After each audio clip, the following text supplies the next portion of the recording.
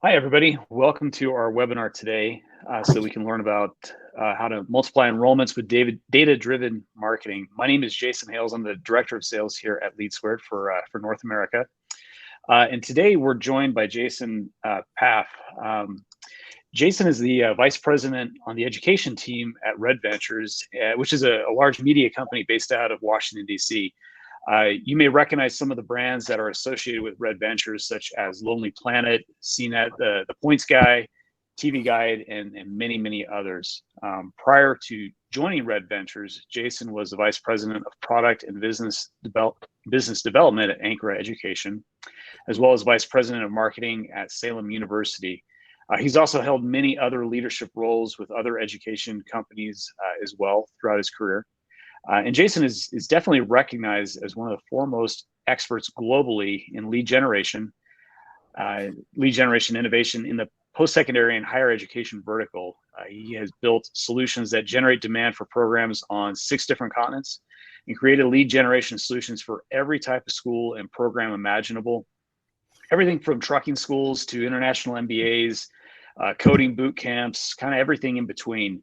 So his expertise is in developing innovation that has sophisticated math and analytics as a foundation and a superior student experience as the key differentiator. So we're grateful to have Jason with us today to present his thoughts. As we go through the presentation, please feel free to send your questions in via chat. And also watch, we may have some poll questions that will pop up periodically that we would encourage you to respond to. So with that, Jason, I will turn it over to you so that you can go ahead and get started. Well, Jason, thank you. And thanks for the introduction. Most importantly, for today's purposes, my name, as we all know now, is also Jason. It's, I don't know, Jason squared or something here. I guess as folks fill up the chat with questions, any tough questions for Jason, I'll assume go to you, sir, and I will take the easy layups if there are any. But no, thanks for the warm introduction. There you go. I am, as Jason said, currently Vice President at Red Ventures. I'm based in Washington, D.C. Red Ventures, the global media company, is based in Charlotte, North Carolina, one of the great cities of this proud country. So thanks for the introduction, and thanks to everybody for joining. I know there was a few of us waiting in advance as the time might have been confused in the email. So thank you to those of you that were patient with that. We certainly appreciate it on our side. And thank you to our friends at LeadSquared for sponsoring this forum. We're going to talk about data-driven marketing.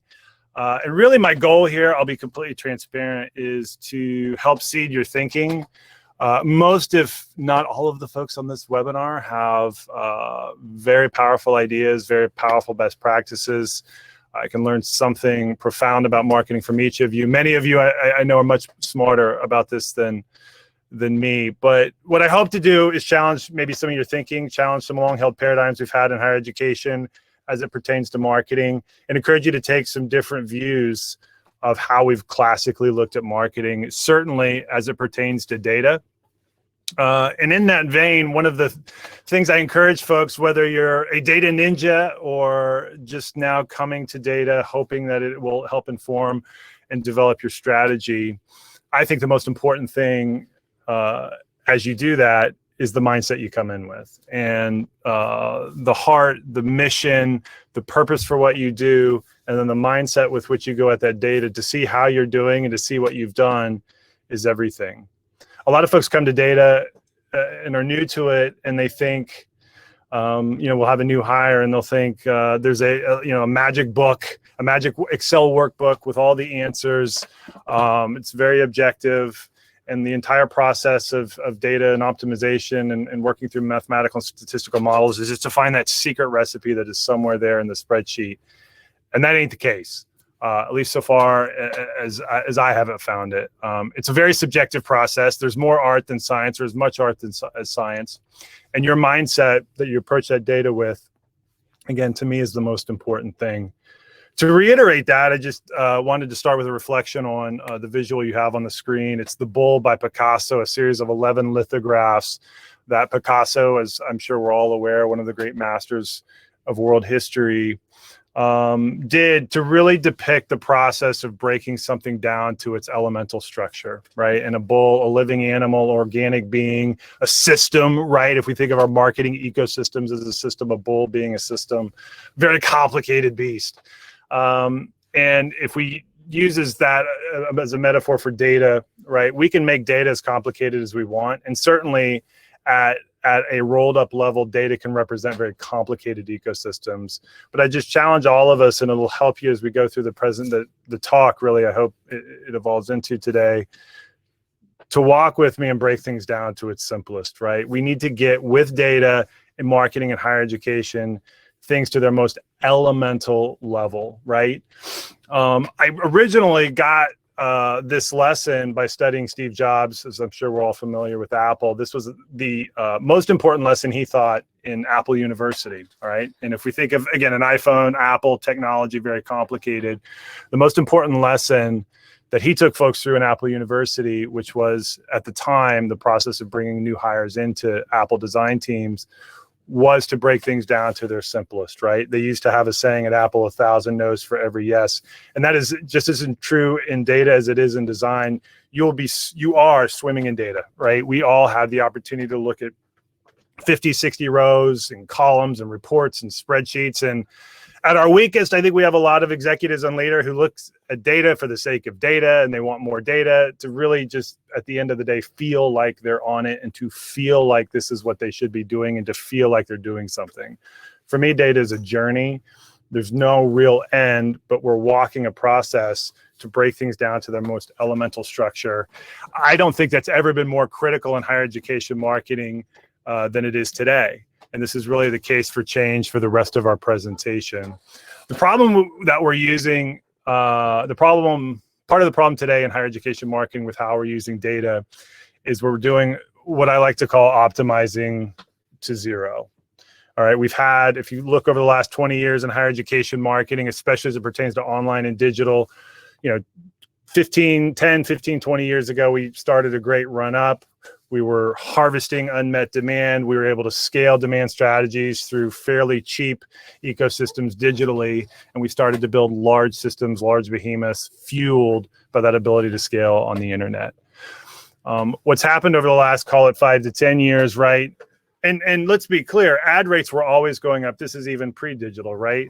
Costs were continuing to escalate. But what we had in higher education then, if you go back, say, 10, 15, 20 years ago, we had the opportunity to do what I like to call send out these magic letters, right? Where we could raise prices 7, 10, 15% just by sending out a letter. People would pay it. That's the way it had always worked. Pricing was very inelastic to demand, and we were inured to cost and cost escalation because we could always offset it in higher prices. The reason we need to look at data differently is because those economic models have broken, right? Price is no longer as inelastic as it once was to demand in higher education. We're not able to raise tuition like we once were. I'm not saying there's not exceptions. I'm not saying that it's completely gone flat, but that rate of change has certainly slowed. And for second and more commoditized type brand institutions, second tier and below, the opportunity to raise tuition is really anemic compared to when it was. So those economic models that powered our ability to continue to grow demand and grow scale through marketing have completely broken down. I've got a slide that I've done in prior presentations, and it's not a perfect one-to-one relationship, but if you look at the for-profit sector of higher education, which I've spent some time in, the decline that we've seen in enrollment in that sector is almost a one-to-one inverse relationship with the rise in digital media rates, right? If you look at something like, Google CPCs and Facebook CPCs, as those have continued to rise and escalate, folks that have not been able to raise pricing have been capped in budget, and they're able to buy less and less media, less and less demand, less and less leads over time, which starts to constrain growth. Just as an example of how the model is broken, this is just over the last few months. Folks are very hard at work optimizing their spend. They're optimizing for cost per start, which we'll talk about here in a second. This is just since February. Average Google CPC index to February 1st. Very volatile, but just in May, this is just a 3-month look back, it went up 20%. It's really hard to outrun that with your optimization algorithms. I would challenge anyone that you're not really able to do that, right? You're not that good. So what folks have done, anytime an economic model or anytime a business is under pressure economically, right, and costs are escalating faster than growth, you start to really look hard at costs. And we started to manage to cost per start. Every chief marketing officer or marketing leader on this call lives and dies by that one equation, right? Of which there are only really three levers: cost, volume, and conversion, the three legs of the stool. But you live and die with that cost per start because we've asked you to manage and to optimize your cost structure and do it into an environment where pricing and growth is flat. The challenge there is those three categories, while also, by the way, trying to do what we all set out in this to do, which is help students and grow institutions, is really hard, because anytime you try and push your spend down the cost curve, right, you're absolutely going to, it's Newtonian, you're going to impact those other legs of the stool, namely volume and conversion. Now, we've all taken jobs with low-hanging fruit, and quarter one, are we able to negotiate CPLs down and optimize our Google spend and capture that low-hanging fruit and move somewhat down the cost curve without impacting volume or conversion too much? Absolutely. But over time, in quarter two, quarter three, quarter seven, quarter eight, it's almost impossible to continue to improve cost per start while not impacting, really choking volume and conversion. Over time, with a long enough time horizon, you optimize to zero. I was joking with the president of a system the other day, right? As the cost per start goal continues to come down quarter after quarter, after too long, it's going to be him and his provost and the two business students they bought in Knoxville in a minivan going to class, right? That they got for maybe $100 per start, but they've optimized it down to a level where there's not really any volume left. And that's the challenge that we all face in many cases as we look at higher education marketing, escalating costs. There's other factors too, right? Demographic challenges and headwinds, competition is fierce. We all understand all of those headwinds, but to continue to try and optimize to a cost model, I think is continuing to erode volume, continuing to constrain growth and performance, and really a tough way to look at it. So what we're going to talk about today is a slightly different way of looking at it, and to build a media buy, to build a strategy other than just optimizing cost per start. To get there, let's start with the foundational framework. I call it the CMO model for leveraging data. It's a simple game plan: CMO, collect, model, and operationalize. Really, from a data perspective, as a data practitioner, I can tell you the collection phase is the most important and where most folks go wrong. Certainly it's about sourcing your data, but most importantly, you already in the collection phase want to start to organize that data into segments. And then you want to take your segments and segment them, right? I like deciles. We'll talk about that here in a second and look at that mathematically. We'll get 0 to 60 on the data here pretty quick. But you want to be segmenting your segments.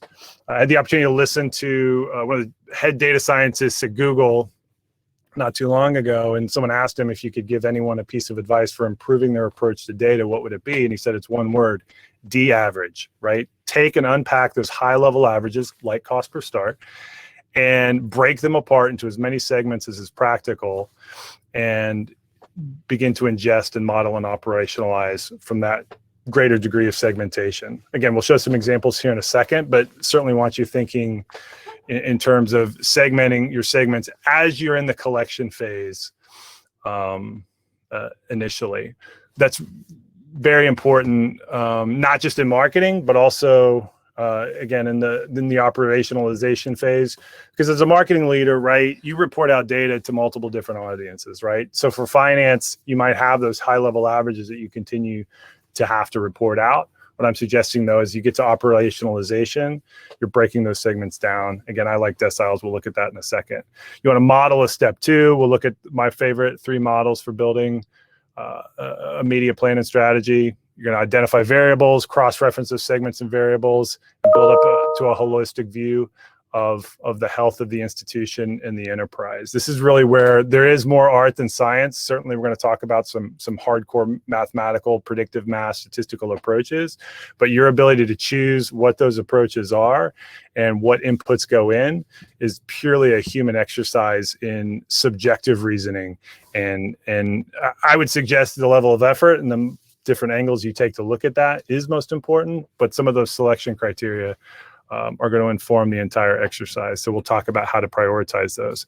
And finally, operationalizing.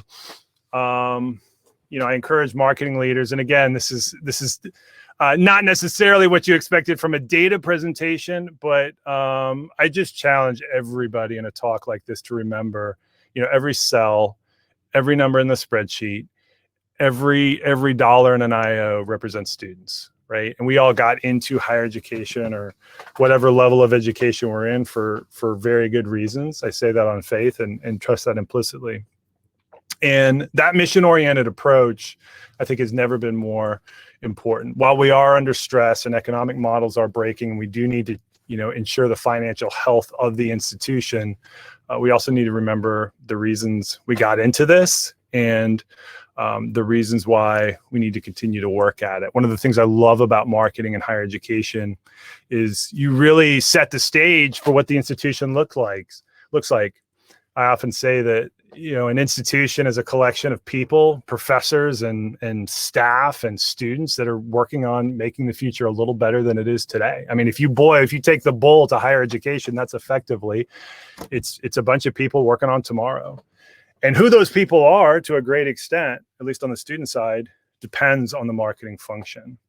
And so our ability to continue to keep that as our motivation, as our mission, and as our grounding is again, a really important thing. I think a lot of us are good at thinking about the student, and we should continue to do that from the student's perspective. That student needs to graduate, that student needs to get a career, and they need to have an ROI on their investment.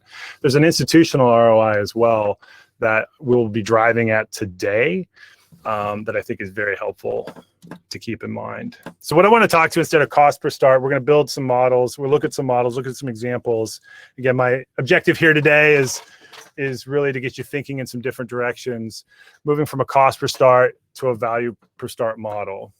Okay, so each student, as I've said, is a unique opportunity and represents their own value proposition to the business. This idea that we've been left with, that students are, large categories of averages that we plug into media plans and try and optimize against each other, primarily at the channel level, I think is just losing relevance.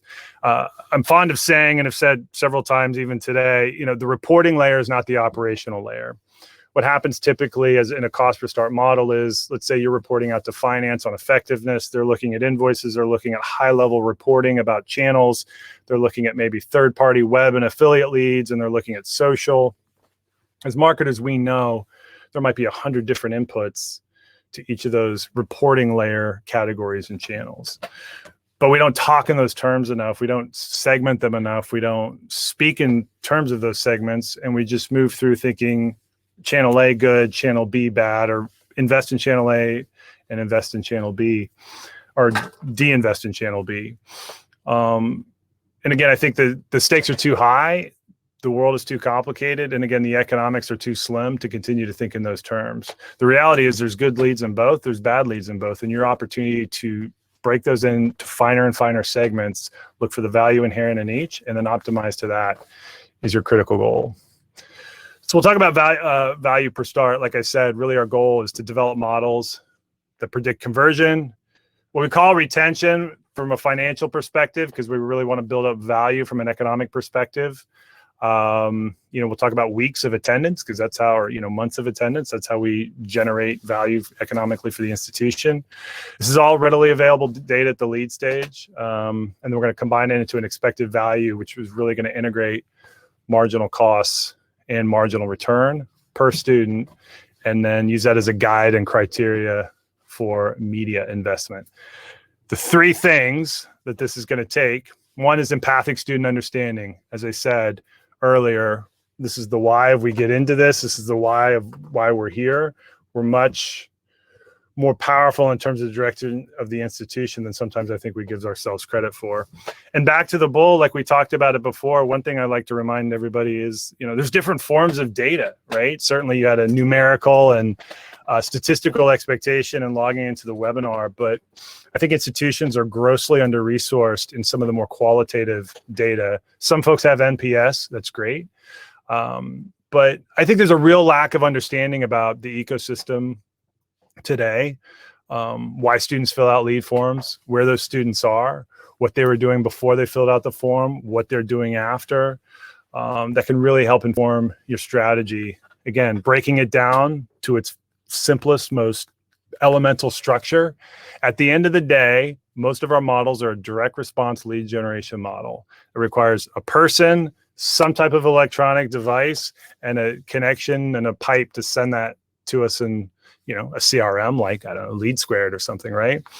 And so bringing it down to that elemental level at a human level, on a subjective qualitative level, is very important data as well. I've encouraged executive and leadership teams before to film students in their home at their computer where they filled out the lead form and ask them some really tough questions. What were they thinking? What were they nervous about? So the reality is, as we look at students who convert and don't convert, some hardly realize they're filling out a form.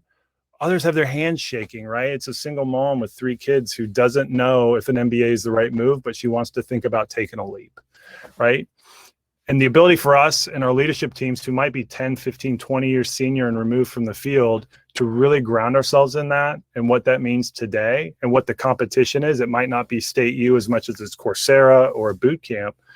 I think will really help inform us as well. And I just like to remind everybody that that's empathic understanding will do 2 things. 1, that's data in and of itself. 2, that'll help you know what you're looking for as you unpack the data. Second, just a rigorous de-averaging and data investigation. We'll look at some segmentation here in a second. And, if you do those first 2 well, it'll feed number 3, execution driven by holistic understanding. The other piece I think that we've lost with this focus on cost per start and optimization to costs is, and I've spoken to it a couple of times already, we've just lost a holistic understanding of what we're here to do. Build healthy, sustainable institutions with healthy, sustainable student populations. And that takes a much more 360 view of the entire business than, much of what we look at on a day-to-day basis in higher education marketing. So let's look at some models. The first three favorite types of model to build up this value-oriented view are a conversion model. That's the column there on the left. In the middle is a lifespan or attendance model, basically how long someone persists in school. And the third is just the density, meaning, you roll that up to a broader forecast, the density of that segment and how they persist. And again, that's measured in weeks of attendance. Those 3 models will be integrated and come together really to help us generate a view of the expected value of the student. And we'll look at some of the calculations and the equations here in a second, but I just wanted to give you an overarching view of the framework. So for the conversion model, we all look at conversion today. If you don't, please start. But I can't imagine you're generating leads and not looking at conversion. This is no more complicated than just looking at your historical data. Lots of folks will ask, do you have so many options with conversion, right? Cohort conversion, or are we just looking at a in period ratio driven view? We all have an opinion on that.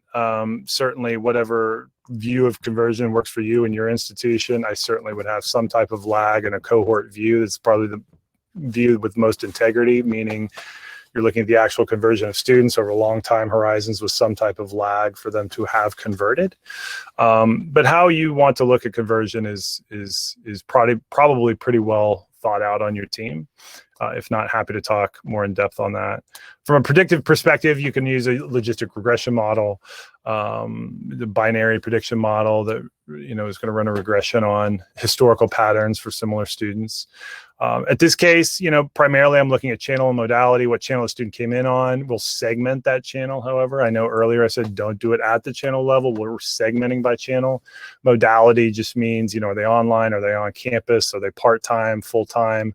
Whatever segments your institution has for type of attendance that will dramatically normally impact conversion at the institutional level. What we want to look at, and again, some folks have these data fields available in their ecosystem, some don't. We all have different data layers, so happy to talk offline or at any point about your specific system. But the types of things we see impact conversion, certainly the education level of the student coming in, the area of interest, type of program they're interested. Are they military? Region of the country, geo primarily, is, at least historically, that's really been important from a competitive perspective. Certain parts of the country have much more density of institutions. Folks, even if they're online, still like to go somewhere with regional affinity at least. So geo is still important to some level.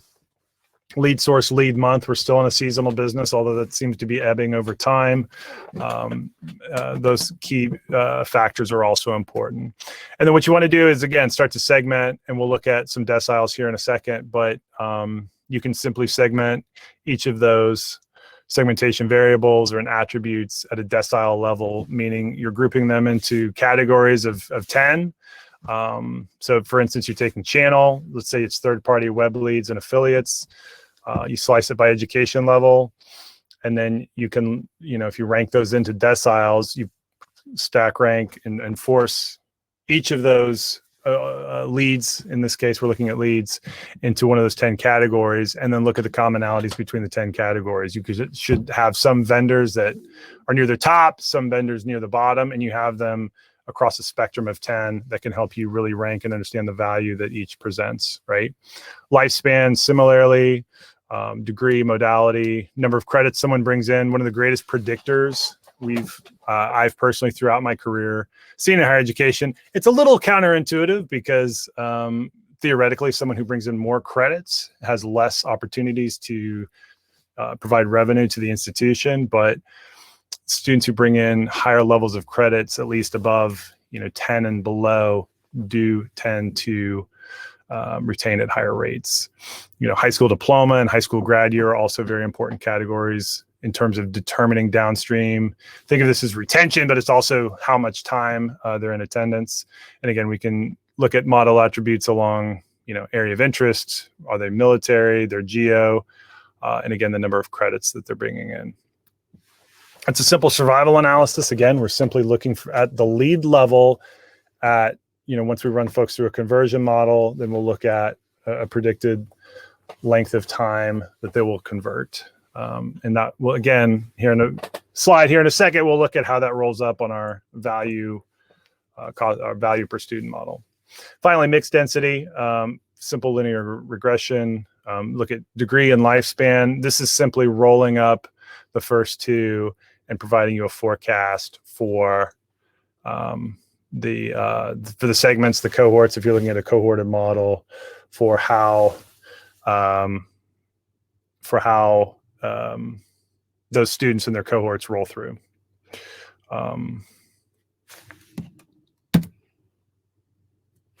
So the key here is, as we talked about deciles, is to segment and win. So we'll look at predicted conversion by decile, by degree level there at the chart on the left, right? So basically, again, what we're doing, take all your leads, you divide them out into 10 categories, 1 through 10, segment those into deciles, and then you look at top performing decile through bottom performing decile. The y-axis there in that first chart on the left is simply conversion, and the x-axis is what decile they're in. You can see as you go up through 9, this is, same channel, just segmented by degree level. You have folks converting by grouping at a 7% conversion and some folks converting at a 1% conversion.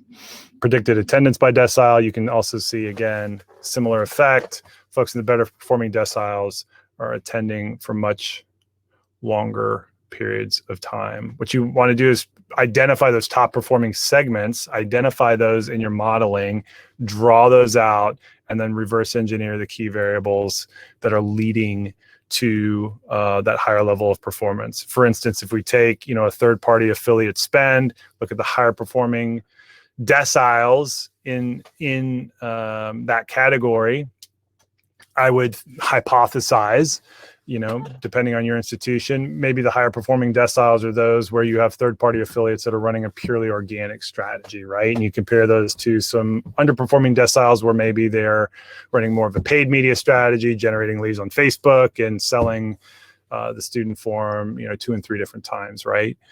You'll begin to see those commonalities much better when you start to unpack those. Again, I use deciles. You can use quintiles or any level of segmentation that you want. But the importance there is that you're starting to pull apart that affiliate channel organizing them in some kind of category that you can understand, comprehend, and consume, and then looking as a person with your own, logic and reasoning, what are the commonalities? What do I like? What do I not like? That will then help you inform future spend. So as I said, those models are building up to what I call a value per start model. And this is really where the rubber meets the road. I think, the ability to understand our lead mix and pull apart that and some of the key attributes and variables that are informing better performance and informing better performance to the institution, I think are table stakes. I think we all understand that pretty well. But what I would encourage each of you to build to is a value per start model. And the simple recipe is here. The equation is simple. You're going to take the expected value per student and subtract the marginal cost to give you a value per start. Now, if you refer back to the deciles that we just looked at, those deciles will have a different cost per start, right? And so within your affiliate channel, decile 10, which performs the highest, might also have a higher cost per start. Those are more expensive, more premium partners, et cetera, right? So then you pull that out, you understand the cost per start. You also want to understand the expected value. So you take that cohort of leads, their unique attributes, run that back through your conversion and your lifespan model, right? You want to look at predicted attendance. The equation's there in the middle, and then you're going to take your price per week, subtract your variable instructional cost per week, partner with your friends in finance to understand at an incremental level what it takes to teach each student, multiply that times your conversion rate. In a very simple way, you will get a number per lead of what the expected value of what that lead will produce. Again, we're not talking starts, we're talking per lead. You're going to take and run it through predicted attendance, predicted conversion, and you're going to take the price or the revenue per week and subtract out the variable cost per week. That will give you a very simple number, expected value. You can take any of the deciles or any grouping that you have of students, model out their unique attributes, and for that segment or that group, just get a very simple expected value per lead of what the overall value to the institution is on a lead by lead basis. Not per start, per lead. Marginal cost, simple as well. You just take your total marketing costs, divide by your leads. You also want to add in what I call counseling wages. Every institution service support system is separate or different, a little bit different. That's enrollment, that's academics, it's finance, it's the incremental services cost for each incremental student as well. Again, partner with your friends in finance. We all have different ways of accounting for those wages and salaries, but you're basically going to take your total marketing cost divided by your leads, total counseling wages, divide it by your enrollments and multiply that times effectively your conversion rate or your enrollments of your leads. So you get to a very granular expected value. You can run that for any decile or segment we've talked about. You're going to get to a very granular marginal cost. Again, we can run that for any decile or segment we've talked about. You subtract those out and you'll get your value per start. As we say at the bottom of the slide here, the mistake most every institution makes is not fully if we all, some of us have LTV models, and this is not necessarily new, but I really encourage you to load it with all costs, including counseling, headcount. A lot of folks have a tutoring model now. You're paying for tutoring to give the true picture of inflows and outflows of the business on a per student basis. This gets to that much more holistic view of the business that I think marketing really needs to have and needs to push for, so they understand the true value that they have to the business and the true influence they have to the business. But if you can start to think in terms of what we've talked about and how cost per start's broken and value per start could be a different way. And some of those higher performing deciles, yes, cost per start may need to go from $2,000 for that cohort to $2,500, but we also understand that as we move up that decile, we've now established a value per start, and it might be $10,000. Whereas further down the cost curve, that cost per start may have been $2,000, but the value per start may have only been $1,500, right? So that's when we really need to drive not just the marketing team, but the entire senior leadership team of the institution to look at the incremental or marginal value per start that each student can offer. In this way, I call it the opportunity cut versus the opportunity curve. If you think about where we are with cost per start, a lot of folks, and again, we have to real world this and think of quarter over quarter over quarter. We have boards of directors. We have to report out high level KPIs. That cost per start needs to continue to aim for most of us, right? I know there's probably exceptions somewhere, but cost per start needs to come down 5 to 10% a quarter. It's a bullet on the slide. The board likes to look at, high level KPIs like that. And what happens over time, again, if you started at, let's just call it a big round number, 3,000, down to 2,900, 2,800, effectively what you're doing to your media buyers and the ecosystem out there, if you can imagine, this ecosystem of opportunity of all these leads and potential students, and they all have variable costs, as we've talked about. Cost per start model is an opportunity cut. You just draw a line. Students over that from a cost perspective, in a really disciplined shop, you're not going after those below. You're going to say, I want to buy media that gets me access to those students at that lower cost per start all day long. It's a line. It's very two-dimensional. It's binary. It's an opportunity cut. This type of way of thinking says there's a curve of incremental growth as we move to different levels on the cost per start. Now that's, again, very challenging conversation out of context, just to say we could raise the bar on cost per start. But again, you're looking at a segment by segment level, right? There's some students you don't want to go above $1,000 cost per start because their marginal value might only be $2,000 to the institution. Other students might be worth a $4,000 cost per start because they graduate 80% of the time and the marginal value to the institution is $15,000, right? Those are curves that build as you move higher and higher on the cost curve. It gives you incrementally more and more exposure to opportunity with more and more students. And ideally, as you move up the cost curve, your opportunity to help folks that may be more successful or offer more value back to the institution continues to increase. So just looking at some real examples, theoretical, but how this would look. Two different tables. Let's call the left expected value by decile. Again, nothing written in stone that you have to use deciles. I like deciles. The right side, marginal cost by decile. And you can see if we look at the expected value and the marginal cost for, say, decile 0, 0 on both charts. I have it highlighted there in yellow. The expected value is $262 per lead, and the marginal cost is $464 per lead, right? This is actual on a lead level data, same channel, right? The lowest performing decile to continue to buy leads with those common attributes, you are losing $202 per student, for example. You look to the highest performing, right? It flips. Expected value per lead, $1,000. The marginal cost, $500.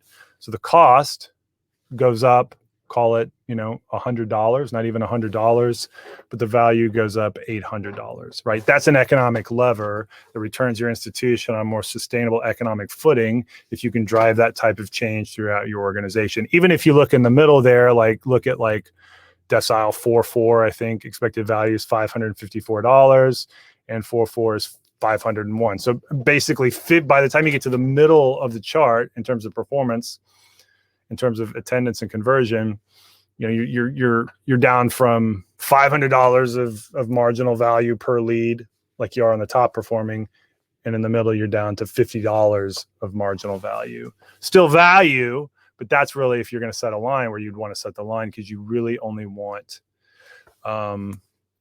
leads that are going to offer economic value. The dangerous thing is 0, 0, because the lead cost might be so low, might actually offer a lower cost per start. There are some marginal starts from that pool, and the cost per start there may actually be, $1,000, $1,500. But the value of the amount of leads you have to buy, the head count that takes, the counseling, the tutoring, all of those incremental student services, if you fully load your LTV models, you're actually losing money on those students. And you're able to see that when you pull it apart, segment, as we've discussed in the presentation. The other Jason on the cast, I will stop there, see if you have any questions or if there's any questions out there. I figure when we have two competing charts of deciles, it's a good time to pause and see what questions are out there. catch your breath.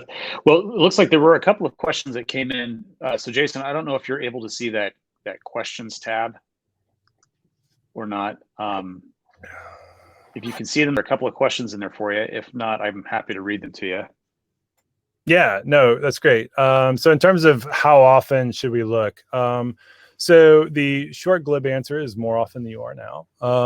That's just my eternal coach. But the financial data, certainly quarterly, track it monthly. To do it right is partnership with your friends in finance.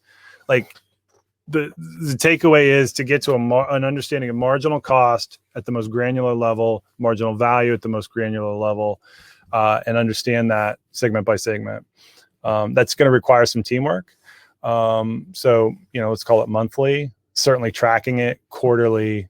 I would go deep on it. Patrick, dynamic pricing with vendors are predominantly using a post hoc tool of analysis and optimization. It's going to depend a little bit on the situation. I would definitely drive towards the pricing conversation with vendors. I think that gets complex and it takes certainly a two-way street there. So what Patrick's asking is, can you take this as a more granular view back to the vendor and renegotiate pricing? And does that offer some opportunity? I would say yes. I would say my expectations there is you're probably going to have mixed results. Some vendors will walk that journey with you. Some vendors, are just used to, again, a much more classic version of cost per start. So I would take advantage of that opportunity. Certainly not any reason not to press on that. At the end of the day, they want the business and they may not even fully get it. But if you use it as a basis for negotiating price lower, then that's certainly something I would press on.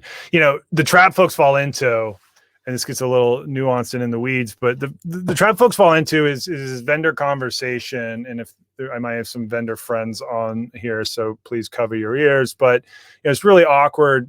I would call it almost fake conversation around tie cost per start to your conversion. And the problem with that is what I said earlier, media costs are going up every year. My cost per start expectations are going down every year. If we tie pure pricing to pure performance on my side, I never get a lever. I never get any benefit of higher performance because, if we have a true relationship, you're walking pricing up with my improved conversion and you're continuing to peg that to the benefit I bring to it. I totally get that's fair on one level, but on the other hand, again, 8 quarters later, it's not sustainable because you're going to be buying less for this more cost. Media costs are going up. You never really get the benefit of that. It's helpful if performance is low, but at the end of the day, I would just ask you to reconsider how much time you're spending reconfiguring pricing models with underperforming vendors.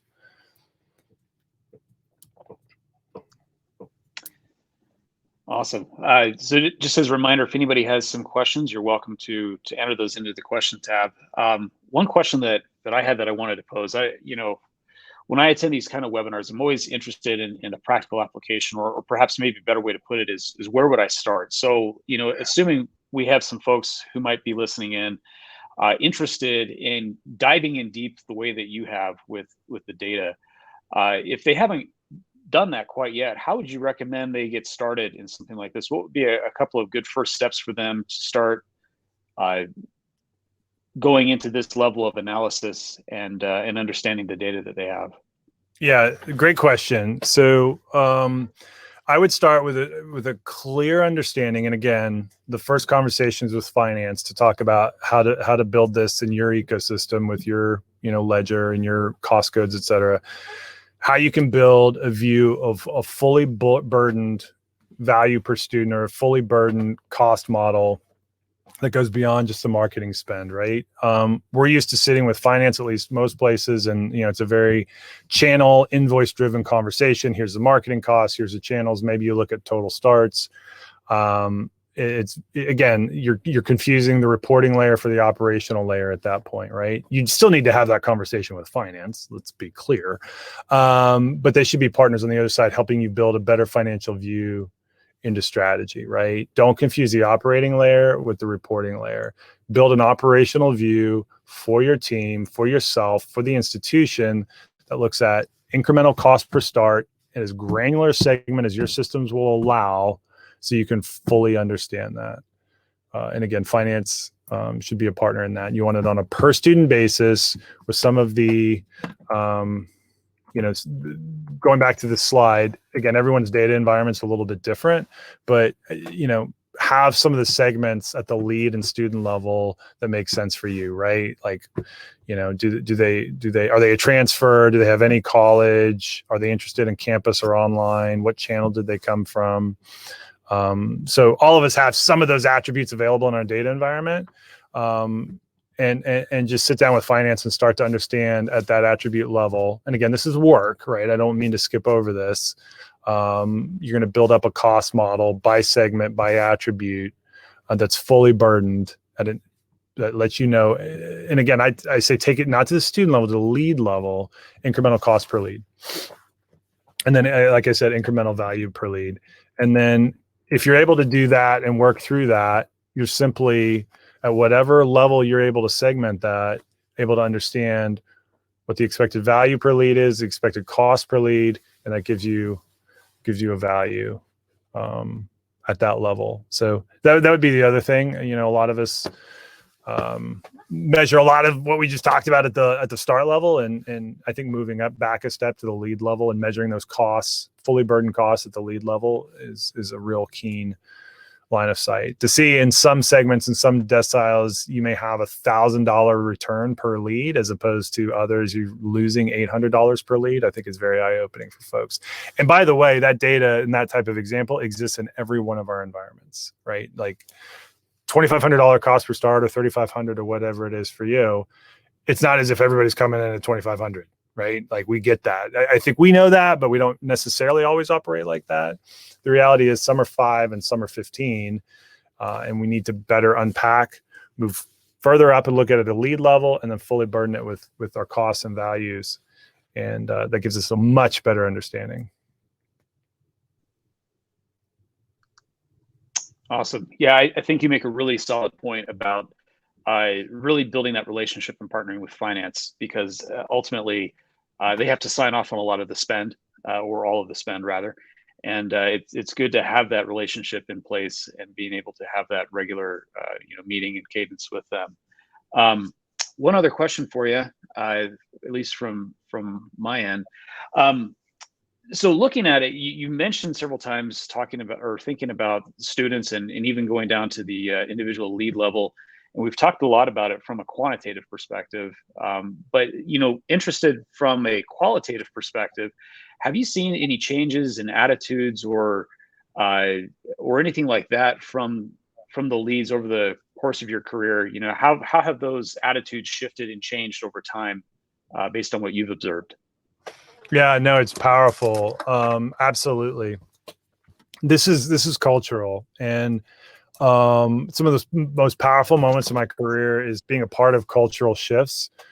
When folks start to understand that at an emotional level, right? And this primarily gets to senior leadership. Again, all of our institutions and higher education just kind of lends itself to, a seniority complex.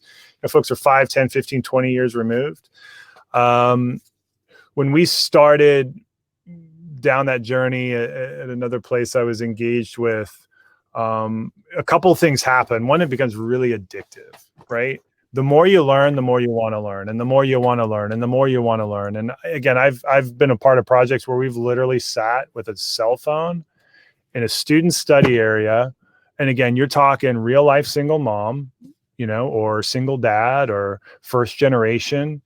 You see everything going on around them, you see this expression on their face when they talk about their hopes, their dreams. And my message there is always, right? Like, that's the chair somebody sits in. That's the computer screen they're looking at when they fill out a form and submit it, and it comes to your team to work. And the light bulbs that start to go off with senior leaders is, it's easy to, cynically talk about today's students, right? They're distracted. They don't pay attention. Well, and then you see somebody in their environment, right? And they've got 87 things going on. And the discussion immediately changes to how can we help them with that, right? And again, that's data, but it's the data of one. And it's very qualitative, very subjective, but that starts down that culture shift. And from there, you start to want to learn more. And we started to look at, really powerful, like when you start there, you can get into deeper levels of data. And for instance, we looked at, FAFSA data. And on a FAFSA, many of us know a student will report how much money that they have in the bank at the time. And you see how many students today, and we're talking about working adult online type environments, right? They report no money in the bank or very low levels of income. And again, it's maybe not the majority or all, but we're talking about a segment, right? We have a segment of under-resourced students coming to us, and we see that. And you start to develop strategies around that because you have the mental image you saw of them on the video at their screen, and they were nervous sending in the form, and now they're here, and they, maybe again, a single younger person with 3 kids that is very tight on resources, and you begin to longitudinally follow these folks, and you see, one of the things we looked at when we scaled, just talking about economic positioning, right? I think we get in this country today that folks that have more resources who come from higher income backgrounds do better in school, just overall, if we're talking statistics, right? But I think most folks assume, well, it's because they had tutoring and laptops and they went to great private schools and this and that. And what we've seen at institutions is it's like the break point, the hockey stick is at like maybe $500 in their bank account, right? Because if you're a working adult, $500 means if your car breaks down, you can get it fixed, or if your babysitter quits and leaves, then you can hire a new babysitter so you can study at home online, right? Like those abilities to solve problems. If we were just looking at high level data, we would say, and seriously, this is a regression line, right? It scales to $0 in the bank, low graduation rate, a lot of dollars in the bank, high graduation rate, right? If we didn't unpack that, we'd just say, hey, let's go find more higher income people. Right. I wouldn't have worked there to find out what that looks like, but you get like the extreme of that. Right. And we're like, let's unpack this. Yeah. Let's see what's going on. And we're like, $500. 500 is the key. Right. And it's not now that we're going to look for folks over $500. It's why. And again, you talk to students, $500. Why is that important? Get to the qualitative, the subjective piece of the data, break it down like the bull to its most elemental. And folks are like, look, I had to drop out of school. My sister was watching my kids. Her boyfriend got out of the Marines. She went to move with him. There was no way I could watch my kids and study and hold down my job. Right. And so then when we understood that, then you can start to solution for it. Right. You got the data that resources solve problems. You dive into the problems that need to be solved, and you start to creatively and innovatively iterate as an institution. What else can we do to help our students? We're a little far downstream from marketing, which is where my lifeblood is. But that's the type of culture change when you start to, as simple as talking to somebody about why they filled out a lead form and showing that video to the senior leadership team. That's the type of journey you can go on as an institution culturally if you continue to break it down and segment below the data. Awesome. That's fantastic. And overall, very, some great insights throughout this entire presentation today. I saw a question about whether or not a recording will be available. Yes, we can definitely make that available because there is a lot of information to unpack here and would be worth listening to again for sure. In the absence of any additional questions, I think we'll go ahead and we can wrap this up. And Jason, we certainly appreciate your time today, for all the great insight and information that you've provided us today. We look forward to hearing from you in the future, and I really appreciate your time and appreciate everybody's attention and taking time out of their day to join us today as well. So thank you all very much. We appreciate it. Thanks, Jason. All right. Thank you. Thanks, everybody. Have a great day.